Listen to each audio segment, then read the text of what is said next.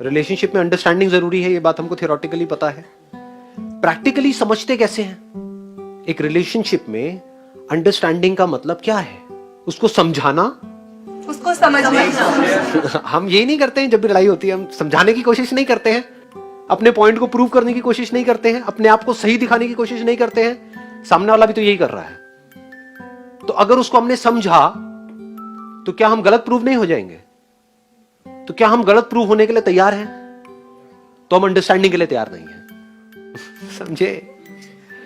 Understanding means rising above right and wrong, that is real understanding. जैसे कोई scientist है, किसी चीज को समझ रहा है तो उसको सही लगता है, किसी और को गलत लगता है, कोई थ्योरी है, तो अगर वो पहले से ही ये सोच करके उसको समझेगा कि मुझे जो लगता है वो सही है, तो क्या वो कुछ भी नया डिस्कवर कर पाएगा? वो समझ पाएगा उसको? कब समझेगा? जब वो सही और गलत को छोड़ करके आराम से उसको देखे। यानी जो अपना पॉइंट ऑफ व्यू है, अपना जो ओपिनियन है, उसको छोड़ करके आराम से उस सिचुएशन को समझे, रियलिटी को समझे, एक्चुअल में जो हो रहा है उसको समझे। यानी कि जो सामने वाला पर्सन हमारे साथ में है, उसके बेसिक नेचर को अच्छे से समझ जाना, दैट इज अंडरस्टैंडिंग।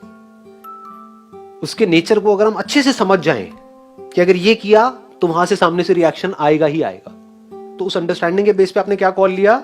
ये क्यों उंगली करनी है बेकार में? ना?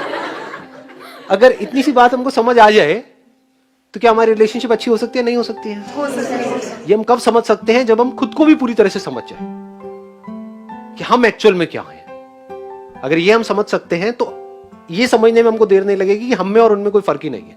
ऊपर ऊपर लेवल पे थोड़े बहुत डिफरेंसेस हैं, but deeply there is no difference. ऐसे ही मैं नौटंकी, ऐसे ही वो नौटंकी। ये बड़ी जल्दी क्लियर हो जाती है सारी की सारी चीजें।